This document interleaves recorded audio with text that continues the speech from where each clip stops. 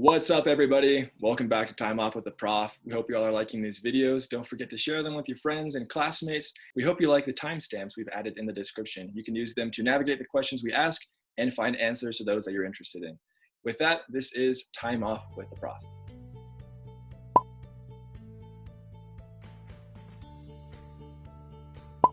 All right, everyone. Welcome to A Time Off with the Prof. We have another special guest with us here today from the HumBio department. Professor, would you mind telling us your name, your pronouns, where you're from, and your favorite spot on campus before COVID? Oh my. Okay, so I'm Katherine Preston. I use she, her pronouns. Where I'm from, I grew up in Indiana, just north of Indianapolis, little town called Westfield. And my favorite spot on campus, I have so many actually. I really like the little round garden that's next to the church, and it has some roses in it, and there's a seating area and a little inscription right there on the ground, and it's just such a lovely place to kind of sit and contemplate. So, you mentioned, your hometown and stuff like that, but would you mind telling us a little more about, growing up, going to college, what your academic journey kind of looked like leading you to where you are right now? Yeah. So, like I said, I went to a very small high school, middle school and high school. I was closer to Indianapolis in elementary school, but it was a very, it was an interesting situation. My high school was not particularly academically oriented, and I was an undergraduate at Duke University. And when I got to Duke, oh my goodness, the first time I got a grade that wasn't an A, I was like, yes, this is so awesome. I am just average, and I can learn stuff, and I can go to class and just be into learning. And I just felt like I was surrounded by other people who had similar interests to mine and different interests to mine. And I just really, really thrived in that environment. And I was a biology French double major, actually, which that was one of the best choices I made in my life. So yeah, I completely loved that. I thought that, I always knew that I wanted to go to graduate school, but I thought that I was going to be a geneticist. And then I just fell in love with plants. So I'm a botanist, which is a little bit of an odd thing for being in human biology. We might talk about that in a minute, but I just loved everything about plants and decided, okay, I'm going to do plant genetics. Yeah, thank you. So it sounds like you had an interesting kind of journey. You transitioned from biology, and you had this idea of studying genetics, and you went into botany. Could you tell us more about how, I guess, where you kind of developed that love of biology? Can you tell us a little bit more about that kind of journey and transition to where you are now? Mm-hmm. Yeah. Well, in terms of loving biology, I don't know if I got that from my dad. He was a microbiologist, bacteriologist, or what. I mean, my grandmother on my dad's side also, like, I don't even know what her major was. She did go to college, but she loves plants, loved plants, loved birds, loved insects. My grandmother on the other side, loved plants. But I have just always loved everything about biology. Like, it just doesn't even matter. And, I mentioned that my high school was not the most academically oriented, except I had a fantastic biology teacher in high school. He was amazing. Really, really encouraged everybody, encouraged learning, so charismatic, so caring. So that was undoubtedly part of it as well. But I spent a lot of my time in the summers reading, and my parents had a lot of kind of, popular biology books on the shelves, Stephen Jay Gould, and I read, there's a book called Lucy about the discovery of the Australopithecus Lucy. And I think I read that thing 4 or 5 times.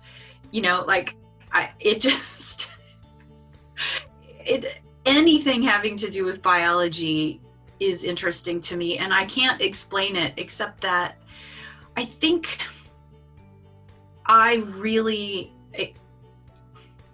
was always a quiet kid, and I really always enjoyed observing the natural world around me and kind of thinking about what sorts of creatures this or that thing was and how they were put together. I think it's just it's a way of thinking that comes naturally to me. Well, I mean, speaking of having a wonderful, passionate teacher, I remember having you in the classroom and talking about Lucy in class and, all that development. So, for frosh who are really interested in studying human biology, maybe under you, what kind of classes do you teach beyond the core? And would you mind explaining what the core is for frosh? Yeah, sure. So let me start with the core, because that's a big chunk. So the core is a big chunk. It is a pair of classes each quarter for 3 quarters. Each class is 5 units because we meet 4 days a week, and then there's a discussion section. So it's a pretty intensive thing. Each quarter, some part of the biology side is paired with social science, anthropology, psychology, sociology, something like that.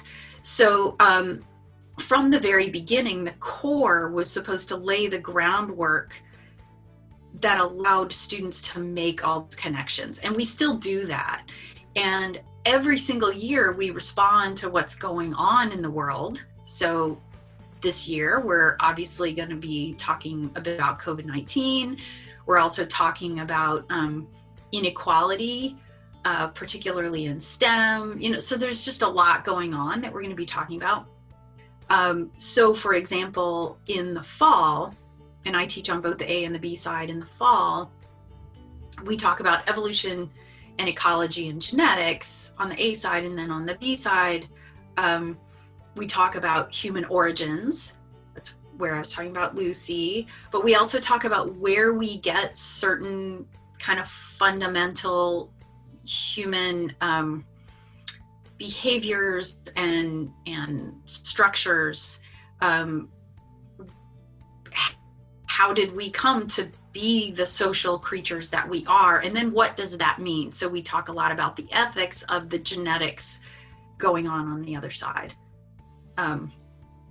So, and then that continues the rest of the year.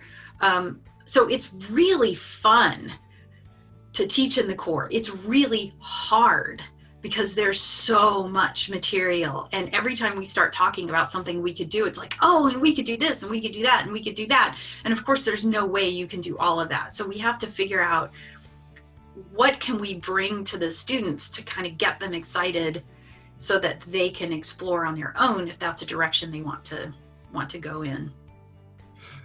Yeah, I had no idea that HumBio covered such a broad, I guess like spectrum of like ideas and classes. That's super interesting. And so I guess outside of teaching, what other work are you involved with? So I am the associate director of the program in human biology, which means that I work really closely with the student advisors, the student advising team, our director, Leanne Karina, other colleagues in the program. And like our guiding principle is really, how can we challenge our students and support them at the same time, right? So we want to offer something that's really rich and pushes them and yet make sure that they're capable of doing that and they have the support that they need. And so we think about programming, we think about requirements, we think about opportunities. So I also run there's a research opportunity for students who have just completed the core called HB-REX, Human Biology Research Explorations. And that's kind of an easy-ish way in to research. And then there's, of course, the honors thesis program, which I also run. So that's what I do outside of teaching there. Wonderful that you're involved in like so many projects and just so passionate about so many things. Back to frosh and teaching. So HumBio, I think, is generally thought of as, a very sophomore-centric program, as far as that's where the core does start. You have to generally be a sophomore to take it. But what advice or recommendations do you have for a freshman who hopes to major in human biology, as far as starting classes and how to get a good path going? Yeah, so human biology is one of those majors where you really don't have to just boom start freshman year to be able to do it. And in a way, what the university as a whole wants people to do as a freshman, which is to explore, kind of figure out, maybe try something that they never even thought about before. I mean, I've sometimes thought there should be a wild card class where, you just roll the dice and so there you are in, the history of mechanical engineering, intro sem, whatever. And you just do it, right? So many of the courses that a person might take freshman year could in fact be included in the major. It sort of depends, because in human biology, you can craft your own area of concentration. And it has to have that kind of HumBio flavor, certainly. But if it's something that you're interested in freshman year and you try it out, it might fit with what you end up being interested in for your major.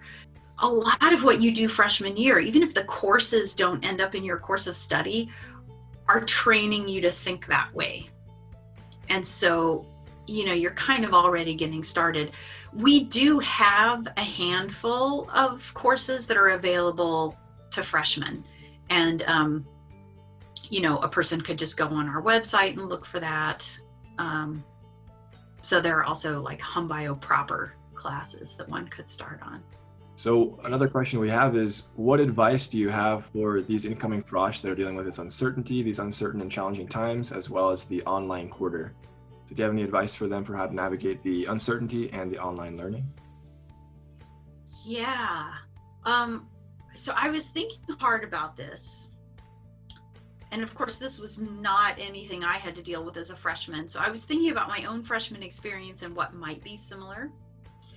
So when you go to campus, when you leave home and go to college, and people with older siblings who went to college will understand this. I was the first to go, so I didn't know. But when you go, you create your own space. You make your friends. You're in a different environment. Even if other people in your family went to Stanford, you're still creating your Stanford, your version of Stanford, and you're learning your things. And then whether you go back home or, you leave Stanford and you're in a different environment after one quarter or after 3 quarters, either way, that's a potential source of tension with people you knew before you went, because you are in a slightly different place, even though you're the same person you were. So I would say, and that's completely natural and normal, and it's probably necessary as part of the work that you need to do in terms of defining who you are as a person. So I would say, let yourself find that place that is your Stanford, your friends, your knowledge, and start to build on that, because that's what's gonna allow you to grow into who you are as a person. Thank you so much for sharing such good advice. I know Kason and myself are like taken back, like, oh yeah, we have to do that too when it comes time for fall and stuff. So, kind of the themes you're talking about are like making your own space, perseverance and stuff like that. So the freshmen this year, as they are every year, are asked to read a series of books or podcasts called the 3 Book Series. And this year, the whole thing is centered around grit and stuff like that and pushing through. So would you mind sharing with us as our last question, what does grit mean to you, and who are some of the grittiest people you know in life? I was thinking about grit, and I was thinking about how often when we hear about people who overcome incredible odds and they persevere in the face of things and really come through, oftentimes these people will say, well, I didn't have a choice. What else was I gonna do? I had to persist. My life was on the line or something like that. And so I was thinking about alternative ways of thinking about grit. I'm not saying that those people are not gritty, but there are other ways of thinking about it. And I think one of the hardest challenges is when you have another choice, when there's an easier choice and you don't have to take that hard road, and yet you do. And you do not because you're stubborn or out of some sense of obligation, but because it's what you think is the right thing. So when you have an opportunity to take the lead to advance justice or to advance something that is really important to you and makes a difference in the world, and it's hard and it's scary and you do it anyway, that's what I think grit is. Thank you so much for sharing. And I know that, even in your department, I would say you are a very, very gritty professor, a gritty person, fosters so much learning in HumBio. So thank you so much for joining us today and giving students, frosh and all students a chance to get to know you and the department a little bit more. Thank you so much. Well, thank you for the opportunity. And I just want to say good luck to everybody.